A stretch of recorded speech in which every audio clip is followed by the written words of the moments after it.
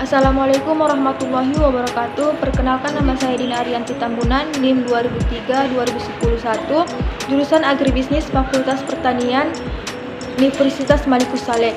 Di sini saya ingin mempresentasikan materi saya yang berjudul Rancangan Pengembangan Usaha Mikro Kecil Menengah atau biasa disebut UMKM.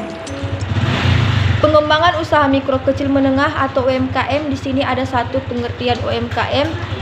UMKM adalah usaha produktif milik orang perseorangan atau badan usaha perseorangan yang memenuhi kriteria aset maksimal 50 juta, omset maksimal 300 juta.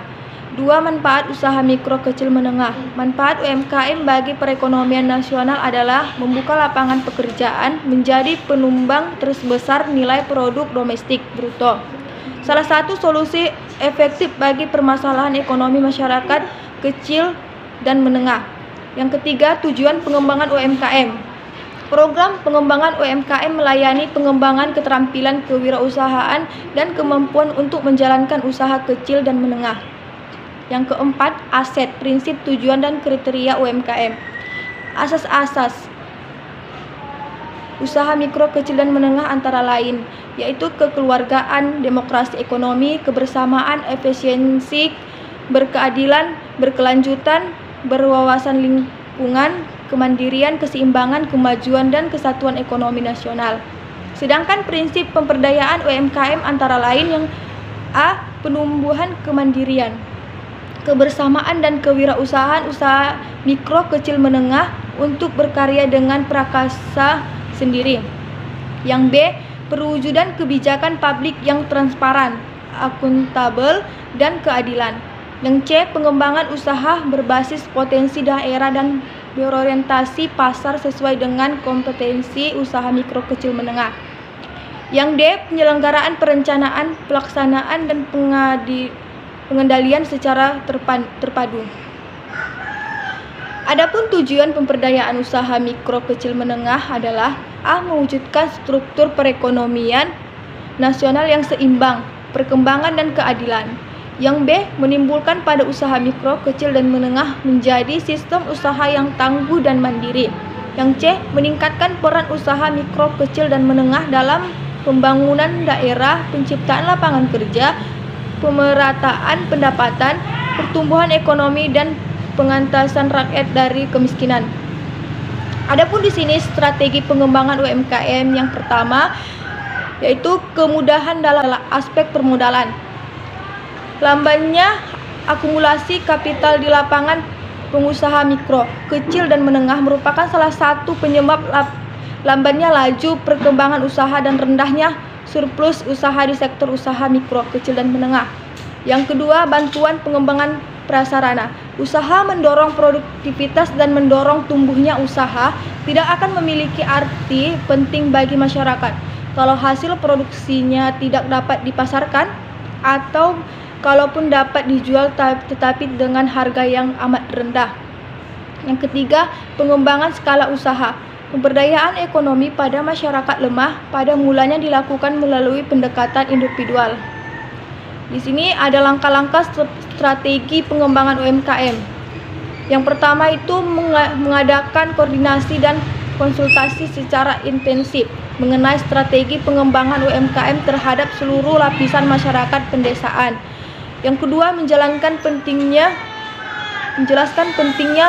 menggali potensi pendapatan asli daerah dari rencana penggunaan desa yang dilakukan serta dampak yang akan ditimbulkan dari kegiatan ini. Yang ketiga, menggunakan pendekatan umpan balik untuk memberikan pemahaman dan kerjasama kepada para pihak pemangku kepentingan yang terkait untuk membantu penyediaan fasilitas yang membantu kegiatan kewirausahaan. Yang keempat, membangun kesadaran masyarakat akan pentingnya menjadi wirausaha desa untuk persiapan menghadapi persaingan dari pasar global. Yang kelima, implementasi UMKM pedesaan terhadap kewirausahaan desa yang mampu bersaing secara global. Penyerapan tenaga kerja. Beberapa studi empiris menunjukkan bahwa UMKM merupakan tulang punggung perekonomian di suatu negara atau daerah, baik dari sisi penyerapan tenaga kerja, kontribusinya terhadap PDRB, serta ketangguhannya dalam menghadapi fluktuasi perekonomian. Pengembangan UMKM dalam pemberdayaan ekonomi daerah. Sektor UMKM merupakan sektor usaha yang mendominasi kegiatan ekonomi masyarakat. Kegiatan usaha UMKM sendiri tidak masyarakat, pendidikan formal yang tinggi, serta modal yang besar. Beberapa kegiatan pokok yang dilakukan Kementerian Koperasi dan UKM terhadap UKM antara lain: yang pertama, program pengembangan sistem pendukung usaha UKM. Kegiatan pokok yang akan dilaksanakan melalui program: A.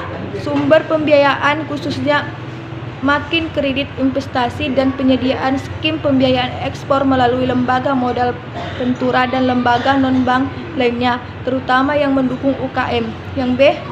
Penguatan jaringan pasar domestik produk-produk UKM melalui pengembangan lembaga pemasaran jaringan atau kemitraan usaha sistem transaksi usaha yang bersifat online, terutama bagi komoditas unggulan berdaya saing tinggi.